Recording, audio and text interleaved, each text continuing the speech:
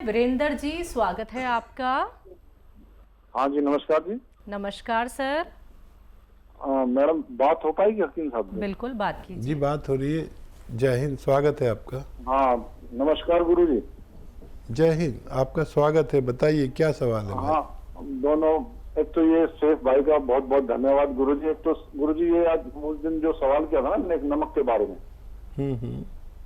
वही उसमें मैं वो समझ नहीं पाया कौन सा नमक लेना है। काला नमक लेना है, सेंधा नमक लेना है, या ढेले वाला लेना है, एक आयोडीन वाला। 4 वैरायटी है, इसमें कौन सा नमक सही रहेगा गुरु? और एक सवाल ये था गुरु जी, वो मम्मी जी के बारे में जो पूछा था मैंने आपको, वो जो गर्भाशय के बारे में जो पूछा था, हाँ, एक वो है, वो समझ नहीं पाया था, मैं लिख नहीं पाया था, आपने क्या बताया था गुरु?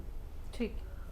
अच्छा गुरु जी, ये है कि जैसे छाछ है, जैसे आप बताते हैं ना, ये सिर का बनाना होता है, तो इसमें हम छाछ और तांबा मिला सकते हैं? जैसे और जिस चीज का भी हमें बनाना हो, जैसे पौधे पे डालते हैं तो उसमें छाछ और तांबा मिला देते हैं तो बहुत खट्टा हो जाता है, उसको स्प्रे करते हैं फिर उससे सारे कीड़े वगैरह सब मर जाते हैं। तो एलोवेरा के उसमें ये मिला सकते हैं? जैसे सिर का बनाना होता है, आप बताते हो, बंद उसको बाल्टी में रख देते हैं, ठीक क्या है, ये ठीक मिला है। सकते हैं? ये सवाल है गुरु जी। और एक ये है कि ये गुलाब जल और फिटकरी का आपने कल जो बताया था नुस्खा, टीवी पे शाम को जो बताया था, एक इसके बारे में पूछना है गुरु जी। ठीक है। अच्छा देखिए, तांबा नहीं मिला सकते सिरके में, तांबा नहीं मिला सकते, वो बहुत खतरनाक रिएक्शन करता है। और तांबा दरअसल जहरीला होता है। इसको बस किसी भी एसिड में, यानी ना नमक डाल सकते हैं इसमें, ना कुछ और ऐसा एसिड, तांबा उससे रिएक्ट करके जो लिक्विड बनाता है वो जहरीला होता है, तो तांबा तो बिल्कुल नहीं डाल सकते। और क्या पूछा है नमक के बारे में, मैंने आपको बताया। देखिए, नमकियात तो बहुत होते हैं, लेकिन मैंने कभी ये नमक नहीं बताया। मैं हमेशा नमक जैतून की सिफारिश करता हूँ। नमक जैतून आप लिख लें, नमक जैतून असली लें। ये स्वाद में नमकीन नहीं होता, इसकी पहचान है, देखने में बिल्कुल नमक जैसा होता है। एक चुटकी दिन में 1 बार या 2 बार इसे इस्तेमाल कर सकते हैं। जी, माता जी को लेके सवाल था, गर्भाशय उनका बाहर आ गया था। हाँ, तो उनके लिए मैंने बताया था, मुझे याद है कि गौन चिलगोज़ा,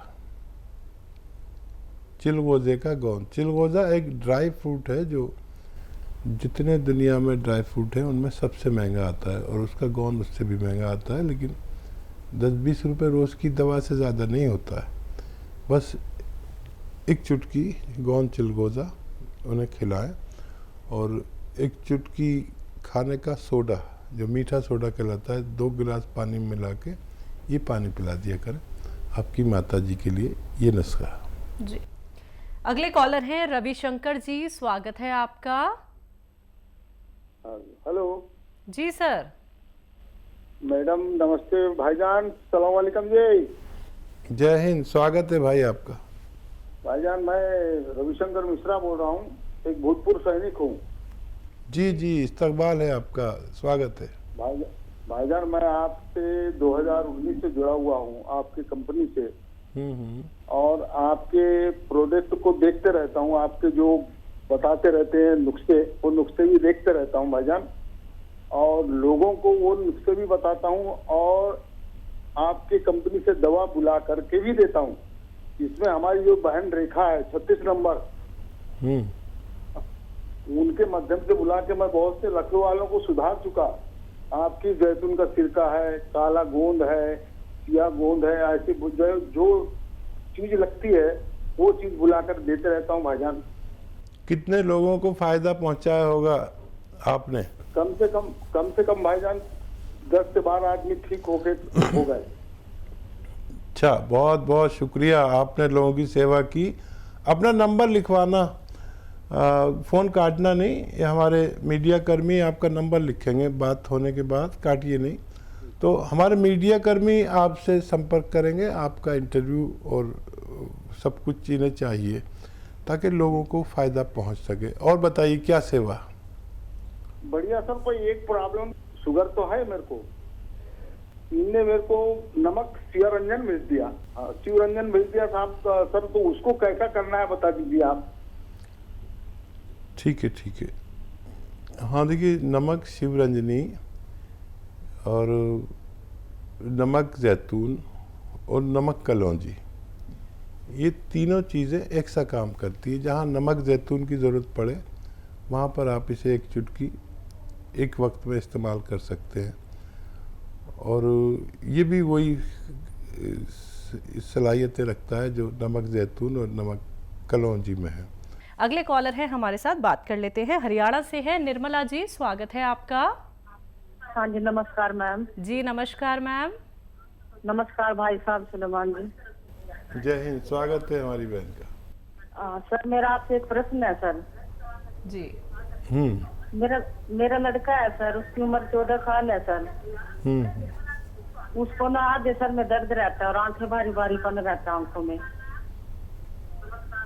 ठीक है। और सर एक प्रश्न मेरा है, जो मेरे को ना पित्त ज्यादा बनता है सर। जैसे मैं खाना खाती हूँ तो मेरे को ना खट्टी डकार आती है और खाना हजम नहीं होता है सर। ठीक है। अच्छा, देखिए, बच्चे को अगर नज़ला वगैरह रहता है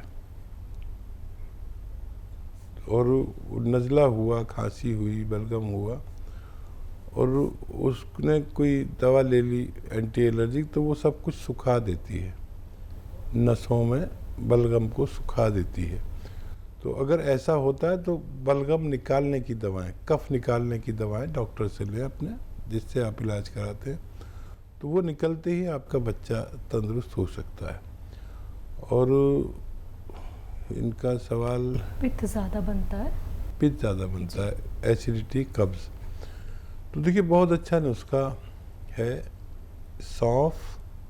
सौंठ, जीरा, अजवाइन, धनिया, मेथी का दाना। एक बार और बोलता हूँ, आप लिख लें। सौंफ 100 ग्राम, सौंठ 100 ग्राम, सौंठ, जीरा, अजवाइन 100 ग्राम और धनिया और मेथी का दाना 100 ग्राम। इन सबको पाउडर बना के घर में रखा करिए, किसी को भी आधी रात को ज़रूरत पड़े तो बड़ा काम आता है। और एक आता है नमक जैतून, ये नमक अलग टाइप का नमक है, देखने में नमक जैसा लेकिन स्वाद में नमकीन नहीं होता। एक चुटकी नमक जैतून 2 गिलास पानी में मिलाना और इस पानी से आप ये जो 6 चीज़ों का पाउडर बनाया है इसको खाकर पानी पी लें, बस दिन में एक बार। बहुत ही ज़्यादा रोग है तो 2 बार भी ले सकते हैं, वैसे एक ही बार में बहुत फ़ायदा शुरू हो जाता है। आप इस तरह इस्तेमाल करें, फ़ायदा उठाएं। जी। मध्य प्रदेश से हैं दीपा जी, स्वागत है आपका। जी दीदी, राधा स्वामी। राधे राधे मैम। दीपा बोल रही हूँ जी। जी मैं दीपा बोल रही हूँ। मेरे 2 सवाल हैं दी, प्लीज आप अच्छे से लिख लीजिए। बिल्कुल दी, वो मेरे ना एक जीजा जी के लिए सवाल हैं, क्योंकि मैं उनको किसी को नुस्खे बताती रहती हूँ तो बहुत ना फायदे करते हैं, तो वो बोल रहे थे मेरे लिए भी पूछना। तो उसकी ना एज है 51 और ना उनको 15 सालों से शुगर है, लेकिन अब ना उसको ना जैसे सुबह उठते हैं ना तो एकदम इतनी पीड़ा होती है शरीर में, बहुत कमजोरी महसूस होती है। और ना वजन है उसका 88 और उनको शुगर है। तो वो बोल रहे थे मेरे लिए पूछना कि मैं जैसे सुबह उठता हूँ तो बहुत पीड़ा होती है शरीर में और कमजोरी भी बहुत लगती है और वजन भी बढ़ा हुआ है। मैंने कहा ठीक है, मैं अपने सर से पूछ दूंगी आपके लिए, तो वो क्या करें। और दूसरा ना उस प्रेग्नेंट बहू के बारे में पूछूंगी, तो उसका ना अभी 8वां महीना चल रहा है, तो वो बोल रही थी जैसे नॉर्मल डिलीवरी हो और उसको ना सर्दी बहुत बनी रहती है, ठीक है, और सुबह शाम बहुत चीखती है और बहुत सर्दी बनी रहती है। और बोल रही थी दीदी मेरे लिए पूछना कि नॉर्मल डिलीवरी कैसे होगी, तो मैं उसको अपनाऊं। मैंने कहा ठीक है, मैं पूछ के बता रही हूँ अपने सर से। पहले भी बहुत उनको फायदे हुए हैं, तो वो बहुत दिन से बोल रहे मेरे को। जी बस इतना ही, राधा स्वामी सर जी। आप तो बहुत अच्छे हमारे व्यूवर्स में से हैं। आपकी बहू को भी मुझे मालूम है कि उनको रिसाव शुरू हो गया था, ब्लीडिंग शुरू हो गई थी, फिर आपने मुझसे नुस्खा पूछा था, डॉक्टरों ने मना कर दिया था नहीं हो सकता, फिर मैंने नुस्खा बताया था, फिर वो बच्ची अच्छी हो गई थी। मेरी तरफ से प्यार करना उसको और कोशिश करें नॉर्मल डिलीवरी हो। अब जो 9वां महीना लगेगा तो इस बच्ची से सब वो काम कराइए जो नौकरों से कराते हैं आप, यानी झाड़ू पोंछा लगवाना, बच्ची को शायद बुरा ना लगे, क्योंकि वो भी मुझे ज़रूर प्रेम करती होगी। और कपड़े धुलवाइए ज़मीन में बैठ के, चाहे आपके यहाँ नौकर चाकर हों, मशीनें हों धोने की, लेकिन उससे कराइए जितना भी उससे हो सके। तो ये 2 काम कराना शुरू कर दीजिए उससे। और जब जो डेट डॉक्टर ने दी हो उसकी, उस डेट पर उसको जो बेकार सा गुड़ नज़र आता ना, काला सा, पुराना सा, बकवास सा, वो गुड़ घर में रखिए। जो डॉक्टर ने डेट दी है उस डेट से 1 दिन पहले ऐसे 50 ग्राम खिलाना, फिर अगले दिन 50 ग्राम या 100 ग्राम खा ले किसी तरह, और खूब पानी पिए। आपकी बच्ची को बहुत नॉर्मल डिलीवरी हो सकती है। जी। और जीजा जी के लिए देखिए, आपको तो पता ही है, अगर दर्द है तो गौनसिया देना है, आधा ग्राम देना है, 2 बार देना है या 1 बार भी दे सकते हैं। और शुगर की दवाएं लेते रहें, पैदल ज़रूर चला करें, गर्म पानी ज़रूर पिया करें। और या तो कौन जामुन आपको पता है बहुत असरदार है, 1 चुटकी 2 बार दिया करें, खाने से पहले देना बेहतर है। 1 चुटकी से ज़्यादा ना दें और 2 बार से ज़्यादा ना दें, तो उनको भी फ़ायदा होना मुमकिन है। जी। रतन तन्हा जी, स्वागत है आपका। जी नमस्कार। नमस्कार सर।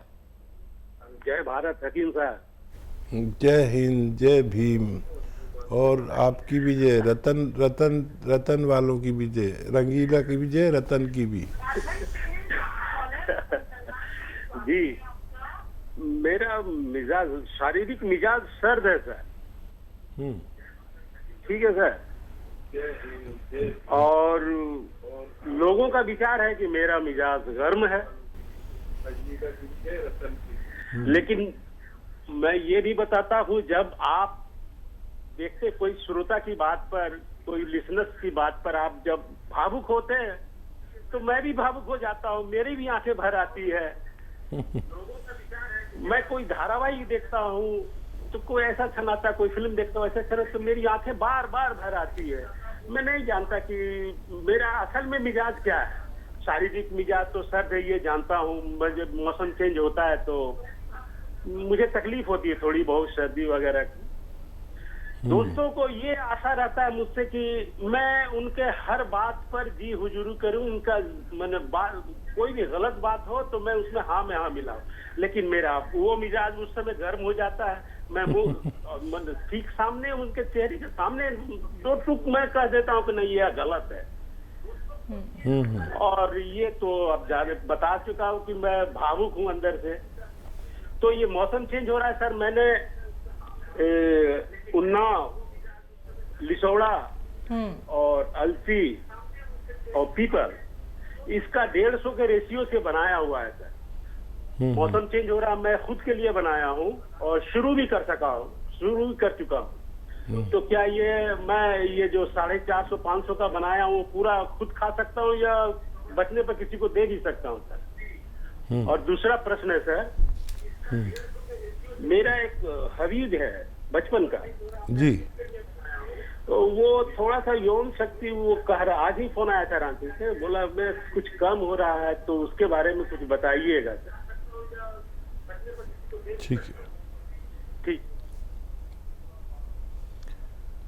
हाँ देखिए, मिजाज जो है इंसान का, वो उस चीज़ पर निर्भर है कि अगर आपको नज़ला, खांसी, बलगम, छींकें अक्सर आती हैं और जल्दी आप किसी रोग में ग्रस्त हो जाते हैं, तो आप सर्द मिजाज हैं, चाहे गुस्सा आपको कितना ही आता हो। तो गुस्से से मिजाज का कोई ताल्लुक़ नहीं है। और समझ लीजिए कि आपको बार बार बलगम, खांसी, छींकें रहती है, तो आप ठंडे मिजाज के हैं और आपके अंदर इम्यूनिटी यानी रोग प्रतिरोधक क्षमता कम है। ये तयशुदा बात है यूनानी और आयुर्वेद की। और वो मिजाज का अगर बात करें जो भावुक होने वाली बात है, तो उस मिजाज में आप मुझ जैसे हैं, समझे। ये हमारी दोनों चीज़ें मिलती हैं, इसीलिए हम एक दूसरे को पसंद करते हैं। तो वो मेरा भी हाल है कि मैं बिल्कुल जवान था, फिल्मों का बड़ा शौक़ था, मैं चला गया पिक्चर देखने। इत्तेफाक से मेरे चारों तरफ लड़कियां बैठी हुई थी और मैं अकेला, और वो जो सीन आया जज्बाती सीन, तो मैं तो इतना बुरी तरह रो रहा था और वो सब लड़कियां मुझ पर हंस रही थी। तो ये हमारा मिजाज है, आपका और हमारा मिजाज मिलता हुआ है। ये बहुत पसंद किया जाता है भगवान की तरफ से, रोने वाली आँख को भगवान बहुत पसंद करता है, और यही आँख अगर अपने रब के आगे रोए तो बहुत, जो चाहो भगवान से मनवा लो।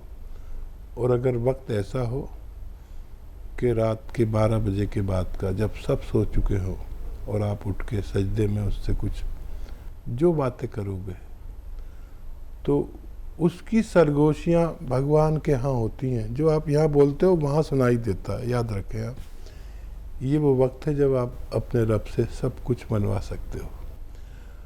और खुददार होना बहुत अच्छी बात है। अगर कोई चापलूसी कराना चाहे तो ये मिजाज नहीं है आपका, आप नहीं कर सकते, आप मर जाएंगे, चापलूसी नहीं करेंगे। और एक शेर याद आ रहा है कि नाज है अपनी कच कुलाही पर। कच कुला कहते हैं, पहले वो कुला बांधते थे ना ऐसे, तो वो थोड़ा टेढ़ा होता था, तो उसका एक मतलब होता था कि मैं चापलूस नहीं हूँ, जो टेढ़ा सा लग बांधते थे। नाज है अपनी कच कुलाही पर, चापलूसी मेरा उसूल नहीं। डूब जाना कबूल है लेकिन मिन्नतें ना खुदा कबूल नहीं। मेरे ख्याल से इनके सब सवालों के जवाब दे दिए मैंने। एक सवाल रह गया है, उन्नाव लिसोड़ा अलसी वाला एक नुस्खा बनाया इन्होंने जी, वो आप इस्तेमाल कर सकते हैं, वो इस्तेमाल करिए। किसी को देना हो तो दे भी सकते हैं, फिर दोबारा बना लेना। आपका तो मिजाज है लोगों की खिदमत करना, कितने लोगों को आप अच्छा कर चुके हैं।